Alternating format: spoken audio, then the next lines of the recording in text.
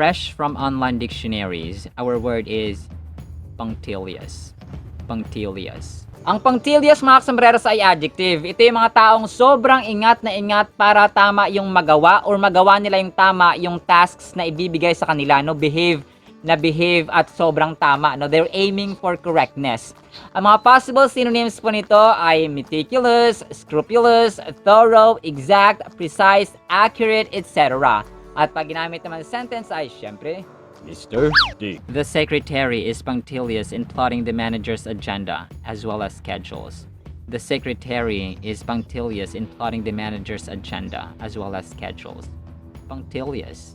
Konting kaalaman, mga sombreros, nabanggit ni Mr. D ang agenda. Ang agenda po ay galing sa Latin word na agere, or agendum, nang ibig sabihin ay listahan ng mga gagawin pa, listahan ng mga i-discuss, listahan sa meeting, di ba, mga formal setup, ay mga problema na dapat solusyonan. So, ganun siya. Sa English grammar natin, ito po ay plural form ng agendum. Ang singular niya is agendum, ang plural is agenda. Gaya ng memorandum, memoranda, symposium, symposia, bacterium, bacteria, and so on. Fresh from online dictionary, our vocabulary term is persnickety. Persnickety. Pag sinabing persnickety ang isang tao, mga sombreros, ito, medyo guilty ako dito. Persnickety talaga ako. Ito yung mga taong nag-aalala ng sobra kahit na sa mga maliliit na detalye. No? Kailangan ganito siya, ganito.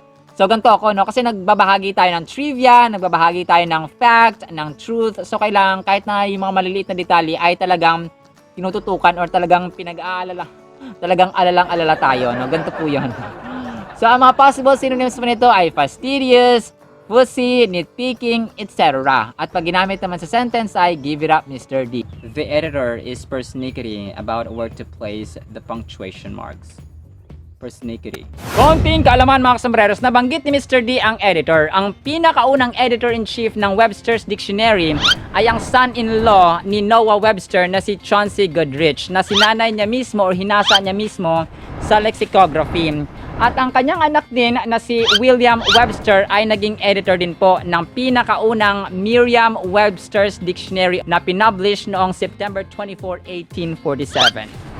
If you're extremely generous, then I'll call you munificent. Munificent. Ang munificent, mga sombreros, ay adjective. Ito po yung mga kaibigan mo at mga taong super generous, no? Sobrang mapagbigay. Extremely generous. Kaya masarap maging kaibigan to mga munificent na to. Ang mga possible synonyms po nito ay open-handed, generous, lavish, etc. At pag ginamit naman sentence ay give it up, Mr. D. The wealthy actor gives munificent donations to a charity foundation. The wealthy actor gives munificent donations to a charity foundation. Munificent.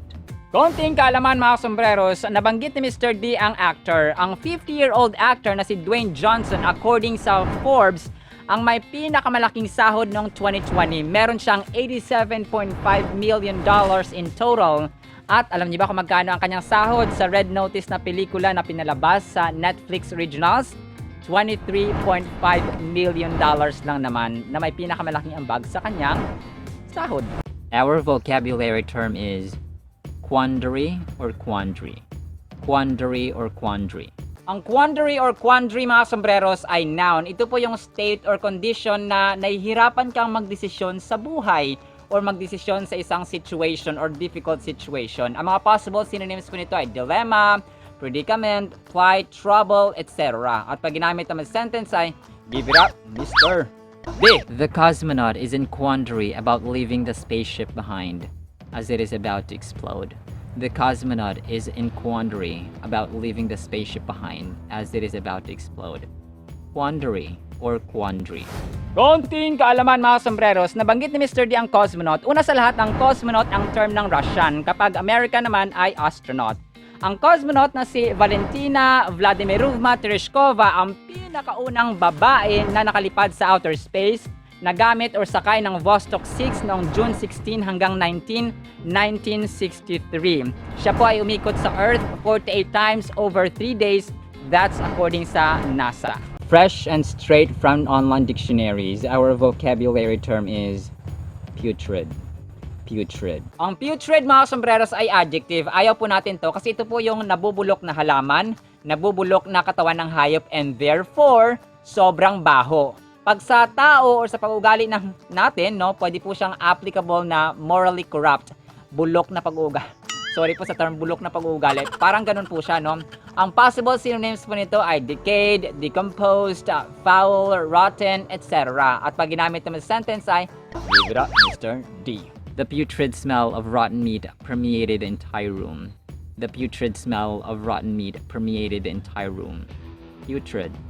Konting kaalaman mga sombreros, nabanggit ni Mr. D ang nabubulok na hayop o nabubulok na katawan ng hayop.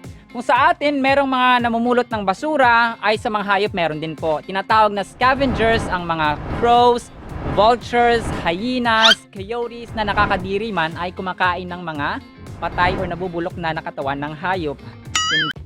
The longest English word and accepted in most dictionaries is pneumono-ultramicroscopic silicovolcanoconiosis. New or new? Pneumono-ultramicroscopic silicovolcanoconiosis. It has 45 letters, 18 syllables, and the strategy in order for us to familiarize or read it easily is that we have to divide it into 6 parts or 6 divisions. First division we have pneumono. Pneumono. Second is ultra. Ultra. It's not ultra, it's ultra. Notice the schwas on the first and second syllables. Ultra microscopic. Microscopic. Silico. Silico. Volcano. Volcano. Coniosis. Coniosis. Can we give it a shot one more time? That's right. You got it right. Pneumono-ultramicroscopic silicovolcanoconiosis. Ang pneumono-ultramicroscopic silicovolcanoconiosis, mga sombreros, ang haba si Mr. D kung ano mga word ang pinagpupulot sa English Dictionary. Ito na nahihirapan tayo. Ito po yung medical term na ginagamit sa mga taong may sakit sa baga na nakalanghap ng pinong silika or quartz dust. Sige, isa-isay natin yung 6 na divisions. Ang unang division ng pneumono, ang ibig sabihin po nun ay baga. Ang ultra ay extreme or supreme. Ang microscopic ay tiny, maliliit. Ang silico naman, yon yung silica kanina. Tapos yung volcano is self-evident. Yung coniosis naman ay yung gasgas or yung scar doon sa baga. Pneumono-ultramicroscopic silicovolcanoconiosis. Ang term na to ay ginamit or coined by Everett Smith na presidente ng National Puzzlers League. Okay, try natin ulit. Pneumono-ultramicroscopic silicovolcanoconiosis. That's harmful. Isn't it pernicious? Pernicious. Pernicious. Ang pernicious, mga sombreros, ay adjective. Ang ibig sabihin po nito ay may matinding masamang dulot or harmful effect on someone or something. Ang mga possible synonyms po nito ay damaging, deleterious, detrimental, harmful, etc. At pag ginamit naman sa sentence ay, give it up, Mr. D. A fish tapeworm may cause a severe anemia, pernicious in its kind. A fish tapeworm may cause a severe anemia, pernicious in its kind. Pernicious. Konting kaalaman, mga sombreros, nabanggit ni Mr. D ang fish tapeworm. Ang fish tapeworm ay may scientific name na Diphyllobothrium latum. Ito po yung pinakamalaking parasite na nag-infect sa ating mga tao at nakukuha natin kapag kumakain tayo ng mga undercooked at hilaw na isda. Pareho yon. Undercooked at hilaw na mga isda. That's according sa Britannica.com. Fresh and straight from online dictionaries, our vocabulary term is Queen Dowager. Queen Dowager. Ang Queen Dowager, mga sombreros, ay noun. Simple lang po ito. Ito po yung naiwang balo or namatayan ng asawang hari. Queen Dowager. Pag ginamit sa sentence ay give it up, Mr. D. After 2 years, the Queen Dowager is still mourning over the king's death. After 2 years, the Queen Dowager is still mourning over the king's death. Queen Dowager. Konting kaalaman, mga sombreros. Nabanggit ni Mr. D ang Queen Dowager or Queen. Speaking of Queen, ang 96 years old na si Queen Elizabeth II ang pangalawa sa pinakamahabang naglingkod o naglilingkod sa mundo o gobyerno ng monarchy. 70 years na siyang naglingkod. Si King Louis XIV ng France ang number 1 na naglingkod ng 72 years. No? Naging hari siya when he was 4 years old. Fresh from online dictionaries, our vocabulary term is raucous. Raucous. Pag sinabi nating raucous mga kasombreros, ito po ay sobrang ingay, sobrang lakas ng tunog na parang nakakarinding pakinggan. Ang mga possible synonyms po nito ay strident, hoarse, loud, noisy, etc. At pag ginamit naman sa sentence ay give it up Mr. D. A pod of dolphins is creating raucous whistles and squeaks that reached the other side of the island. Raucous.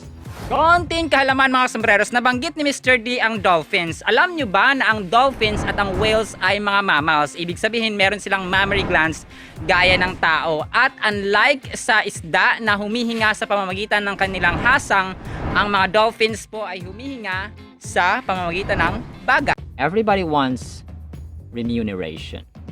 Remuneration. Ang remuneration mga sombreros ay simple lang. Ito po yung act of remunerating at ito po yung amount or sahod or bayad sa ating nagawa or sa ating nagawang trabaho.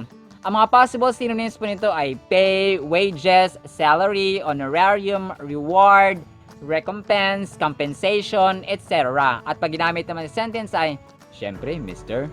D. Sometimes, remuneration is not necessary for people whose advocacy is to pursue pure goodwill. Sometimes, remuneration is not necessary for people whose advocacy is to pursue pure goodwill. Remuneration. Konting kaalaman mga sombreros, nabanggit ni Mr. D ang sahod or remuneration. Ang Argentinian footballer na si Lionel Messi ang may pinakamalaking sahod mga sombreros, $130 million or that's equal to 7 billion pesos lang naman. Ang 35-year-old athlete ay may 353 Instagram followers. We are all doing this. Rummage. Rummage. Ang rummage mga sombreros ay pwedeng verb, adverb, or preposition. Nakaka-relate po tayo dito. Ang rummage po, ito po yung paggalaw mo or paggulo mo sa mga bagay na nasa tabi-tabi na kasi may hinahanap ka. No? Hinanap mo yung susi, for example, hinanap mo yung damit mo na ganito, tapos hindi mo alam, magulo na pala yung pinaghahanapan mo. Hindi na sa ayos, no? Nawalan siya sa ayos. Ang mga possible synonyms po nito ay ransack, scour, explore, search, etc. At pag ginamit naman sa sentence ay, give it up, Mr. D. She was rummaging around in her bag for her keys. She was rummaging around in her bag for her keys. Rummage. Konting kaalaman mga sombreros, nabanggit ni Mr. D ang susi or key. Ang susi ni Jim Bolin ng Amerika ang pinakamalaking susi sa buong mundo. That's according sa Guinness World Records 2019 data. Ito po ay may sukat na 8.58 meters by 3.47 meters. Mga sombreros, ang inyong hamak na lingkod ay taus-puso nagpapasalamat sa patuloy na nagmamahal sa kaalaman at karunungan. Tunay nga na ang pagsasaliksik, pag-aaral at edukasyon ay panghabang buhay na proseso at hindi natatapos. Muli po, ito po yung kasombrerong Dennis aka Kuya Kim 2.0 at nagsasabing ang buhay ay mas lalo nagiging masaya, mas lalo nagiging puno ng faith, hope, and love pag si Lord Jesus Christ ang ating Panginoon, tagapagligtas at pag-asa. Muli po, maraming salamat mga sombreros at good vibes lamang po tayo. See you sa next segment. Bye-bye!